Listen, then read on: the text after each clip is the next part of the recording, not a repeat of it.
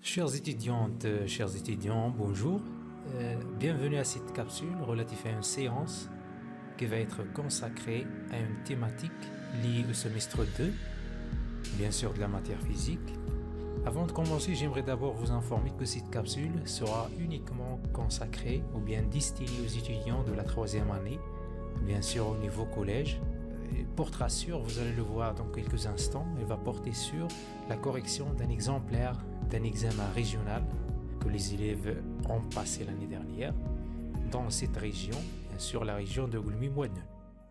Alors, comme vous le savez tous, l'examen régional porte sur 3 exercices. Le premier exercice, il est noté ici sur 10 points. Il est divisé en 2 parties. Pour la première partie, c'est des exercices ou bien des questions de restitution et application tout simplement de connaissances. Alors, commençons cette question. Qui s'énonce comme suivante. Complétez les phrases suivantes par les mots convenables.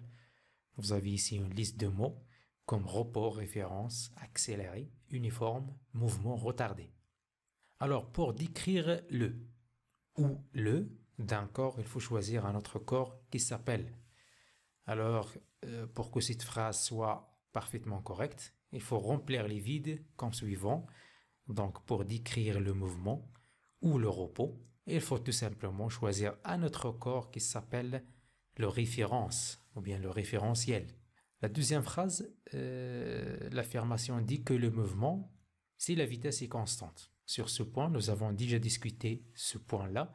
Donc le mouvement est uniforme lorsque la vitesse est constante. Au cours du temps, il est aussi accéléré lorsque la vitesse augmente. Donc lorsqu'on trouve ici augmente, automatiquement le mouvement sera accéléré. Et il est retardé si la vitesse est diminue au cours du temps. Donc voilà, nous avons trouvé ici le mot diminue, c'est-à-dire que la vitesse diminue lors d'un mouvement qui est retardé. Donc pour cet exercice, vous avez 3 points, donc 0,5 pour chaque mot, correct. On passe maintenant à la question 2. Pour la question 2, c'est de répondre par vrai ou faux. Donc vous avez un certain nombre d'expressions et des cases de vrai ou faux pour mettre une croix. Alors l'affirmation ou bien l'expression 1 dit si un corps est en équilibre sous l'action de 2 forces, alors ces 2 forces ont la même intensité. Donc bien sûr c'est vrai parce que c'est la condition d'équilibre. Deuxième condition d'équilibre qui dit que si un corps est en équilibre, alors automatiquement ces 2 forces qui mettent le corps en équilibre doivent avoir la même intensité. Donc la réponse c'est vrai. L'intensité du poids d'un corps ne dépend pas du lieu ou de son altitude. Nous avons déjà parlé sur ce point au niveau de la classe et nous avons dit que l'intensité du poids change d'un lieu à un autre. Et il change aussi avec l'altitude et avec la latitude, donc c'est faux. L'unité internationale de la vitesse, bien sûr de la vitesse moyenne, on parle ici de la vitesse moyenne, est le kilomètre par heure. Donc bien sûr c'est faux parce que nous avons déjà étudié l'unité internationale de la vitesse et nous avons dit que c'est le mètre par seconde et non pas le kilomètre par heure. L'expression de la distance d'arrêt IDA égale à DR plus DF. C'est-à-dire que la distance d'arrêt égale à la distance de réaction en addition avec la distance de freinage. Bien sûr c'est correct, c'est une bonne relation. Alors c'est vrai. La troisième question porte sur l'association par une flèche. Chaque mouvement a sa nature. Donc il y a ici la translation et la relation. Bien sûr, c'est le type de mouvement et non pas la nature de mouvement. Donc il y a ici une faute au niveau de la question, mais c'est pas grave. Donc le mouvement des aiguilles d'une montre, bien sûr, lorsqu'on observe les aiguilles d'une montre, ils font une rotation. Donc le mouvement des aiguilles, c'est une rotation et non pas une translation.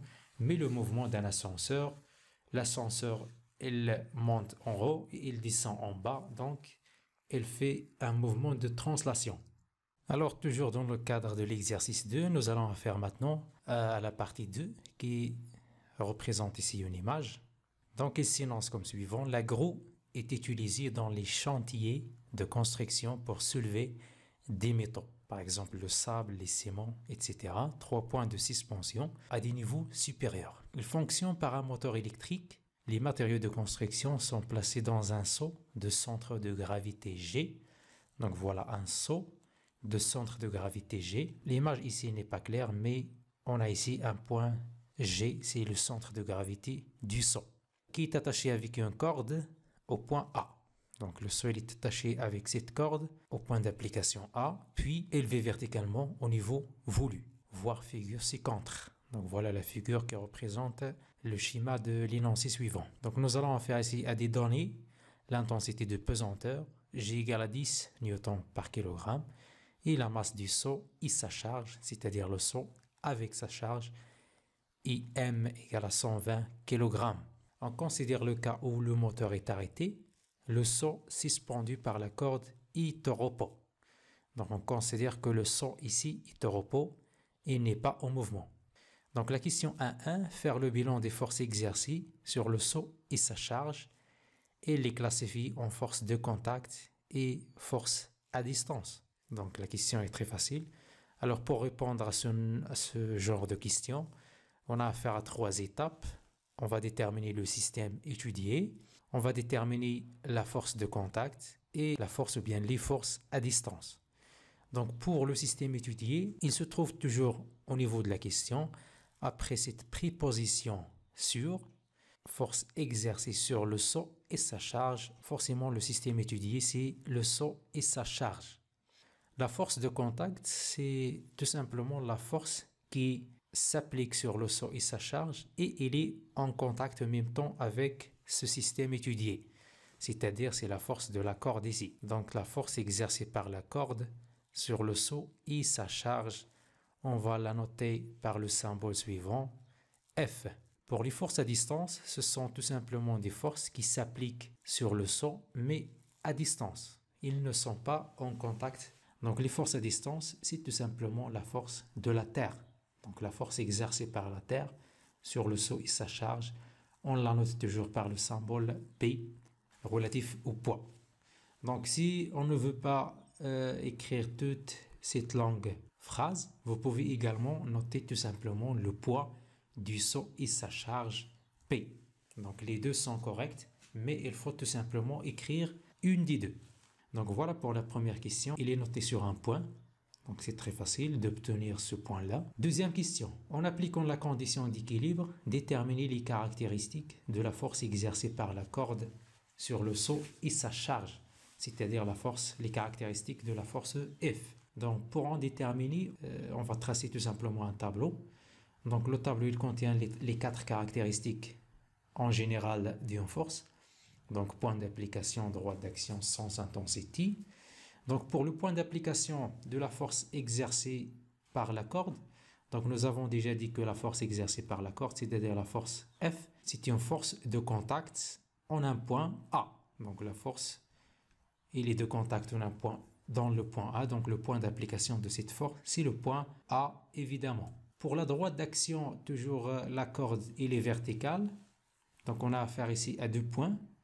Donc on a ici le point A et le point G. Donc la droite verticale qui passe par A, elle va passer aussi par G. Donc on peut dire tout simplement que c'est la droite AG.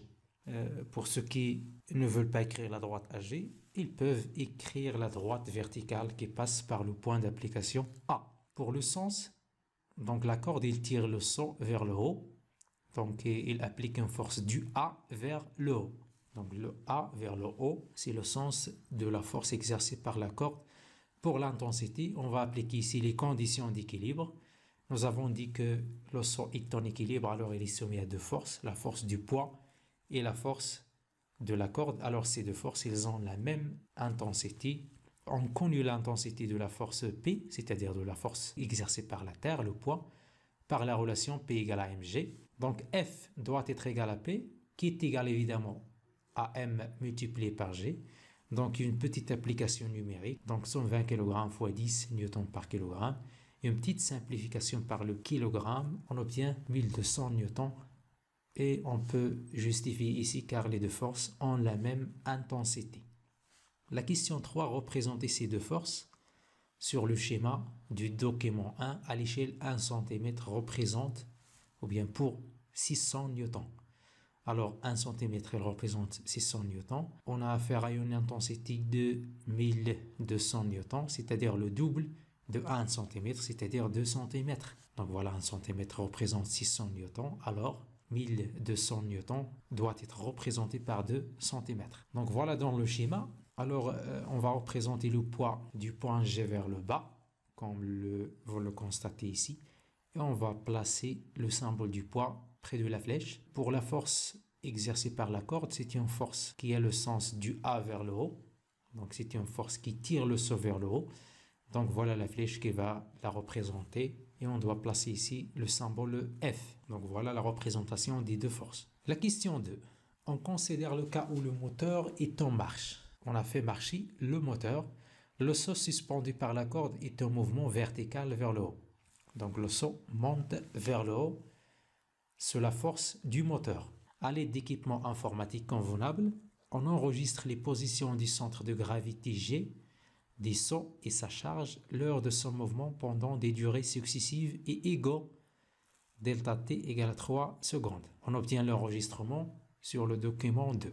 Donc voilà l'enregistrement, voilà le sens du mouvement. Donc cet enregistrement, il représente le déplacement du point d'application G, c'est-à-dire le centre de gravité du seau et sa charge, lors du fonctionnement du moteur, c'est-à-dire elle monte vers le haut, de la position G1 vers la position J5.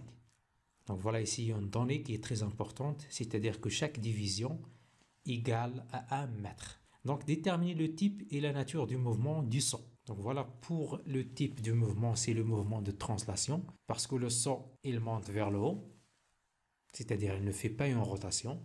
Donc le type du mouvement, c'est tout simplement un mouvement de translation. Pour la nature du mouvement, on va constater ici, chaque deux positions successives sont séparées par 3 mètres. 1 mètre, 2 mètres, 3 mètres, durant tout le mouvement. Alors on déduit ici que la vitesse, forcément, doit être constante, c'est-à-dire que le mouvement est uniforme. Calculer la vitesse moyenne entre les positions G2 et G5 en mètres par seconde, puis en kilomètres par heure. Alors pour calculer la vitesse, on sait tous la relation qu'on va utiliser, c'est Vm égale à d divisé par t, c'est-à-dire la distance divisée par le temps. Donc on va déterminer la distance, donc la distance entre G2 et G5, voilà G2.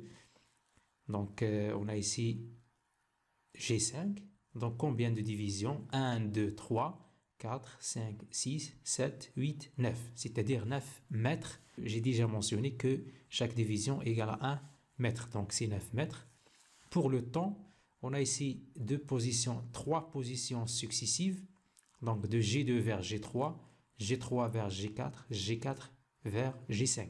Et nous avons dit que les durées successives sont égales à 3 secondes. Donc vous avez ici 3 secondes, plus 3 secondes, plus 3 secondes. C'est tout simplement 9 secondes. Alors, application numérique, on va faire 9 mètres divisé par 9 secondes. C'est tout simplement 1 mètre par seconde. Il nous demande ici en question de la convertir en kilomètres par seconde. Donc, pour la convertir en kilomètres par seconde, il suffit de la multiplier par 3,6 parce que nous avons déjà vu une figure de transformation au niveau de la classe. C'est-à-dire, on multiplie tout simplement par 3,6 et on va trouver par un calcul simple 3,6 km par heure. Pour le deuxième exercice, il est noté sur 6 points. C'est un exercice lié à une thématique de l'électricité. Donc, il est divisé aussi en deux parties. Pour la première partie, c'est mettre une croix devant la bonne réponse. Le symbole de l'unité internationale de la puissance, bien sûr, c'est le watt. Nous avons déjà discuté ça. Donc, toujours la puissance a une unité internationale de watts, relatif à James Watt. L'expression de la puissance électrique I. Donc, nous avons vu cette expression P égale à U fois I. Donc, c'est une expression qui est correcte, mais les autres aussi sont correctes parce que si on remplace U par R fois I, on va trouver tout simplement P égale à R fois I au carré. Celui-là n'est pas correct, donc P égale à U fois R n'est pas correct. Pour calculer l'énergie électrique consommée par une lampe de puissance électrique P pendant une durée T, on utilise la relation suivante. Donc voilà la relation qui est correcte. E égale à P multiplié par T, c'est-à-dire la puissance fois le temps de fonctionnement. 2 répond par vrai ou faux en mettant une croix dans la case correspondante. On a ici 3 affirmations. La puissance nominale est identique pour tous les appareils domestiques. C'est une expression qui est fausse. On va donner un petit exemple. On ne peut pas trouver par exemple la puissance d'un four électrique égale à la puissance d'une lampe. Donc c'est tout à fait anormal. Donc c'est faux. L'énergie électrique consommée par un fer à repasser est transformée en énergie thermique.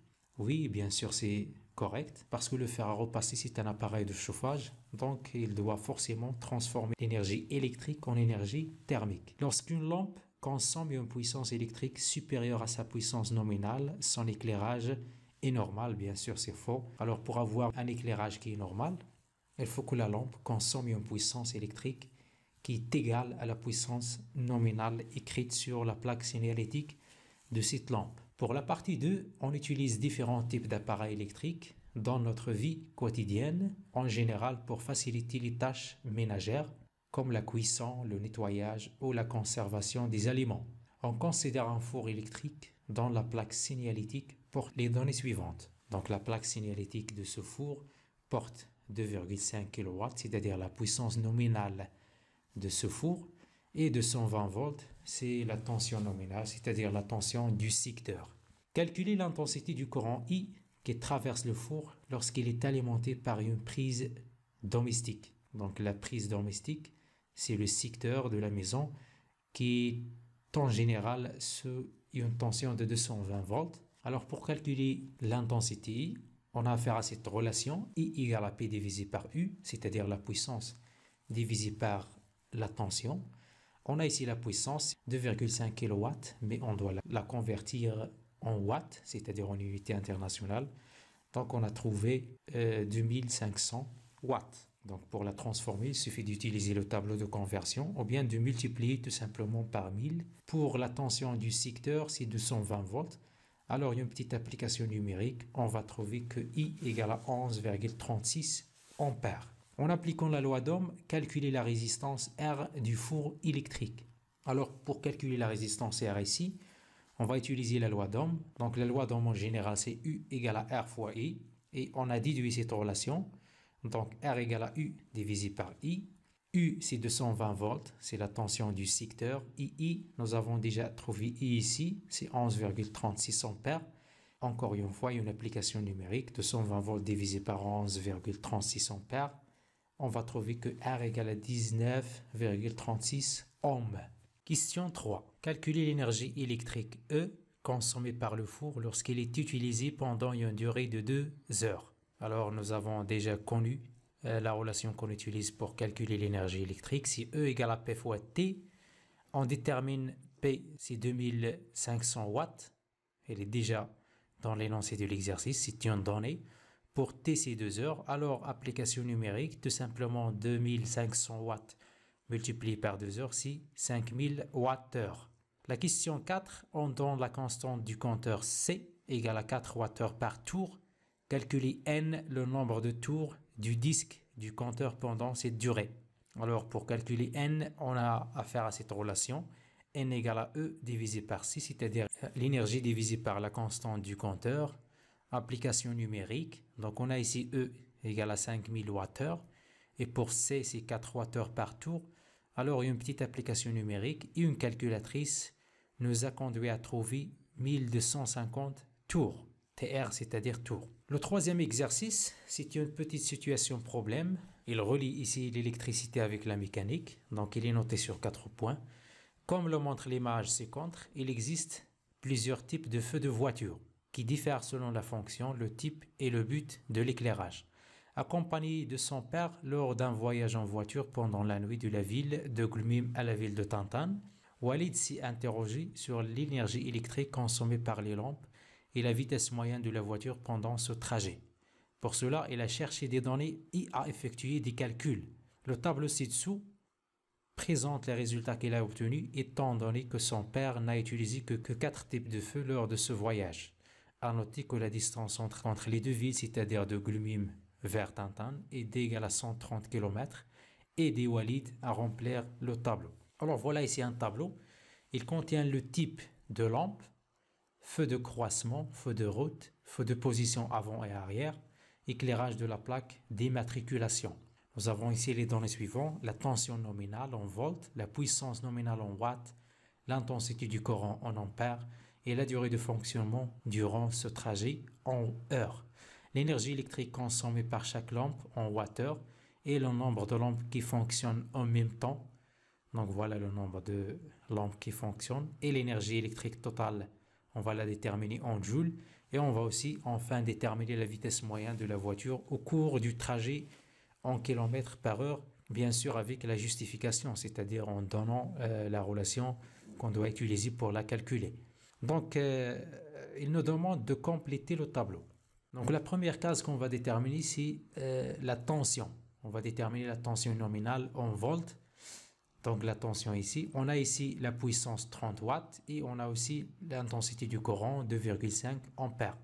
Donc on a une petite relation qui lie la puissance et l'intensité et la tension électrique. Alors pour déterminer cette tension, on a affaire à cette relation U égale à P divisé par I. Nous avons trouvé que P égale à 30 watts et I égale à 2,5 ampères. Alors application numérique, on va trouver que U égale à 12 volts. Alors on va mettre ici 12 volts. La deuxième case qu'on va remplir, c'est la puissance électrique nominale. On va déterminer ici la puissance électrique en watts, sachant que la tension égale à 12 volts et l'intensité du courant, c'est 1,67. Alors la même chose, on va faire P égale à U fois I, c'est la relation qu'on va utiliser parce qu'on a affaire à calculer la puissance. Donc les données, ce sont les suivants, U égale à 12 volts et I égale à 1,67 ampères. Donc, une petite application numérique nous conduit à trouver que P égale à 20,04 watts. Alors, on va placer ici 20,04 watts. La troisième chose qu'on va déterminer, c'est l'intensité du courant en ampères dans cette case. Donc, la puissance égale à 70 et la tension égale à 12 volts. Alors, pour y déterminer, on va utiliser la relation suivante. I égale à P divisé par U. Donc, P, nous avons dit que c'est 70 watts. Et pour U, c'est 12 volts. Alors, il y a une petite application numérique, calculatrice encore une fois, on va trouver que I égale à 5,83 ampères. Alors, on va placer automatiquement I égale à 5,83 ampères. La case suivante, c'est de déterminer la durée de fonctionnement durant le trajet en heures du feu de route. Donc, pour déterminer T, on va utiliser l'énergie électrique, 635, et la puissance, parce qu'on a une relation qui exprime l'énergie en fonction de la puissance et le temps de fonctionnement. Donc voilà, on a T égale à E divisé par Pi. Donc E dans le tableau, c'est 135 Wh. Et pour P, c'est 90 watts. Alors, application numérique, on va trouver que T égale à 1,5 heures, c'est-à-dire 1 heure et demie. Alors, je place ici directement 1 heure et demie, 1,5 heures. La quatrième case ou bien la cinquième case qu'on va remplir ici, c'est la case de l'éclairage, c'est-à-dire la case de l'énergie. Alors, il faut calculer l'énergie des lampes d'éclairage de la plaque d'immatriculation. Alors, la même chose, on a ici P, la puissance, et on a le temps de fonctionnement. Alors, c'est très facile de calculer l'énergie par la relation E égale à P multiplié par T. Donc, voilà E égale à P multiplié par T. P, c'est 20,04 watts. Nous avons déjà la calculé dans la question 2. Et T égale à 1,625 heures. Alors, application numérique, on va trouver directement que E, l'énergie égale 32,565 Wh. Alors, pardon, ici, ce n'est pas heure, mais c'est le watt-heure. Alors, je vais la placer ici directement. E égale à 32,565 Wh. Il nous demande ici de calculer l'énergie électrique totale consommée par toutes les lampes. On a ici le nombre de lampes qui fonctionnent, l'heure de fonctionnement en même temps, 2 lampes de feu de route, 4 lampes de feu de position avant et arrière et une lampe de l'éclairage de la plaque de l'immatriculation. Alors pour calculer l'énergie totale, on va faire la somme de toutes les énergies de toutes les lampes. Alors E égale à 113,75 multiplié par 2 lampes, plus 135 de feu de route multiplié aussi par 2 lampes, plus 4 lampes multipliées par l'énergie de 48,60 15 plus une lampe multipliée par 32,565 Wh. Alors, avec une petite calculatrice, on va trouver 724, quelque chose Wh. Mais il nous demande ici de la calculer en joules. Pour transformer Wh en joules, il suffit de multiplier par 3600. Donc voilà, au total, à la fin, égal à 2 609 874 joules. Pour la vitesse moyenne de la voiture au cours du trajet en km/h, donc pour calculer la vitesse, on utilise toujours V égale à D divisé par T. Les données, ce sont D égale à 130 km. Il est déjà mentionné au niveau de l'énoncé de l'exercice. La même chose pour T. Donc voilà T, 1,625 heures. C'est la durée de voyage, c'est-à-dire la durée de l'éclairage de la plaque d'immatriculation, parce qu'il fonctionne tout le voyage. Alors on va faire l'application numérique. À la fin, on va trouver 80 km/h. Alors c'est la fin de la correction. J'espère que ça vous a plu et merci énormément de votre attention.